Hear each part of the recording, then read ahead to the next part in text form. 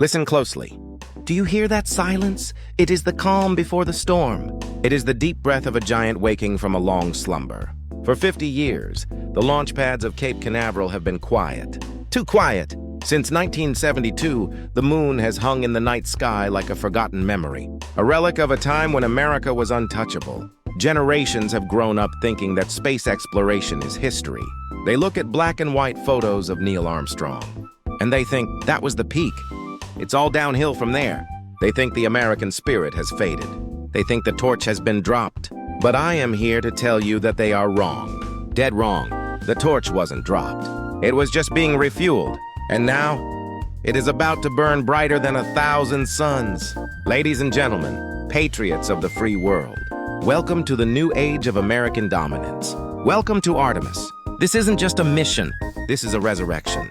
We are not just going back to the moon to pick up rocks. We are going back to remind the world who owns the sky. Let's go back to the beginning for a moment. Think about the Saturn V rocket.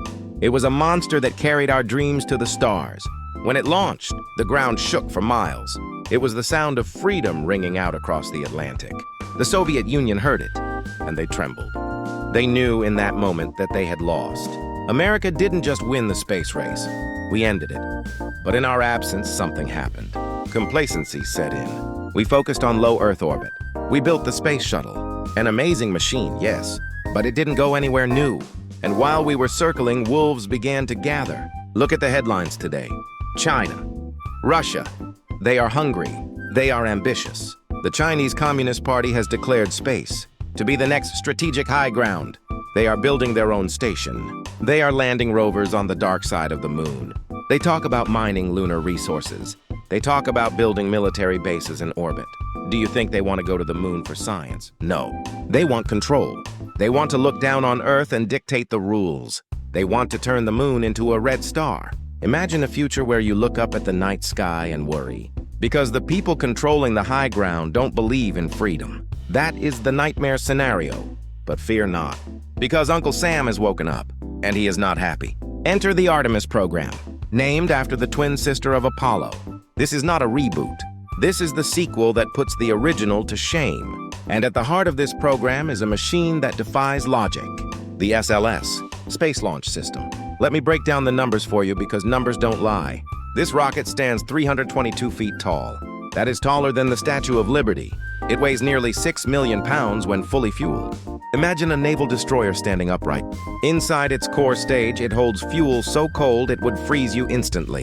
But when those engines light, it becomes the hottest place on Earth. 4 RS-25 engines. These are the Ferraris of rocket engines. Proven, reliable, powerful. But that wasn't enough for American engineers. We needed more kick, so we strapped 2 solid rocket boosters to the side. Each one generates more thrust than 14 jumbo jets. Combined, this vehicle produces 8.8 million pounds of thrust. It creates a shockwave so powerful it can be seen rippling through the air. When this thing lifts off, it doesn't just fly. It tears a hole in the sky. It screams defiance at gravity. This is American engineering at its finest. While other countries are struggling to copy our homework from the 1960s, we are writing the textbooks for the 22nd century. But a rocket is just a bus. We need to talk about the passengers. Artemis II is the mission that changes everything. Artemis I was a test, a flawless test. But Artemis II carries the most precious cargo of all, human lives. 4 brave souls who have volunteered to ride the lightning. Reed Wiseman. Commander, a naval aviator who knows fear and eats it for breakfast. Victor Glover. Pilot, the man who will steer the ship through the void. Christina Koch. Mission specialist, an engineer who has spent nearly a year in space. And Jeremy Hansen, our Canadian ally. Proof that when America leads, the free world follows. These 4 astronauts are not just pilots. They are the tip of the spear. When they launch, they take our hopes, our dreams, and our pride with them. So, what is the plan? What will Artemis II actually do? They will blast off from Kennedy Space Center. They will discard the boosters. And then, the Orion spacecraft will ignite its main engine. They will perform a translaunch injection, a fancy term for flooring it towards the moon. They will travel for days through the deep black vacuum. They will go further than any human has gone since 1972. And then, they will do something incredible. They will slingshot around the moon. They will use the moon's gravity to whip them back towards Earth. Imagine looking out the window. On one side, the cratered surface of the moon rushing past. On the other side, the endless darkness of the universe. And in the distance, a small, fragile blue marble. Earth, home. This is the view that changes a man's soul. It is the view that reminds us why we fight. Because that blue marble is the only home we have, and it is worth protecting. The return trip will be even more intense. The Orion capsule will slam into Earth's atmosphere at Mach 32. 32 times the speed of sound. That is 25,000 miles per hour. The heat shield will have to withstand 5,000 degrees Fahrenheit. That is half as hot as the surface of the sun. But the American-made shield will hold, because it has to. This mission proves that we can send humans to deep space and bring them back alive. It clears the path for Artemis III, and that is when the real fun begins. Artemis III will put boots on the ground, and this time we are going to the South Pole. Why the South Pole? Because it is the most strategic place on the moon. It is a land of eternal shadows, and in those shadows lies treasure. Water ice, millions of tons of it. Water means life. Water means rocket fuel.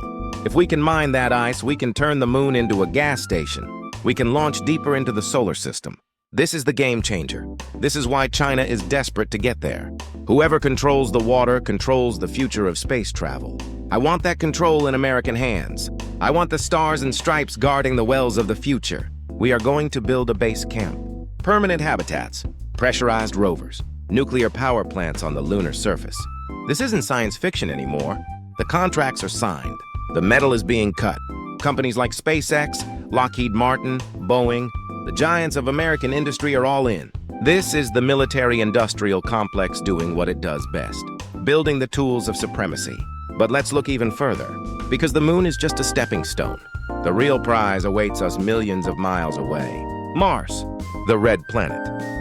It taunts us. It calls to us. It is a world waiting to be woken up.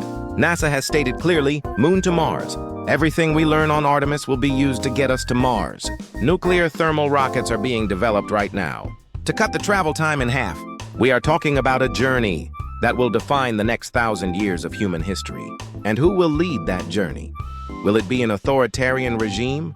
Or will it be the nation that was born in freedom? The nation that wrote all men are created equal?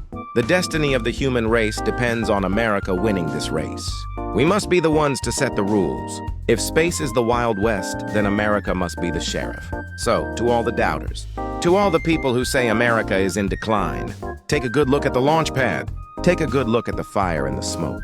That is the spirit of 1776. That is the spirit of D-Day.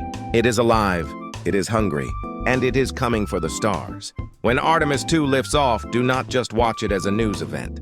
Watch it as a declaration of victory. Feel the rumble in your chest. Tell your children, I watched the giants return. We are not a nation that settles for second place. We are not a nation that hides behind walls. We are explorers. We are pioneers. The universe is vast and cold, but it is about to get a taste of American heat. This is our century. This is our frontier, and nobody takes it from us. The countdown has already begun. The systems are checked. The fuel is ready. God is watching. The world is watching. And soon the galaxy will know. The eagle has not just landed. The eagle is soaring higher than ever before. If you love this country, if you believe in our destiny, then stand tall. Share this video with every patriot you know. Let the algorithm know that American pride is viral. Subscribe to God Bless America TV. We will cover every second of this journey. We will be here when they launch, and we will be here when the first American boot prints turn. The red dust of Mars into American soil. Stay strong, stay free, and never forget, we are the United States of America, and there is nothing we cannot do. Godspeed, Artemis. God bless our troops, and God bless America.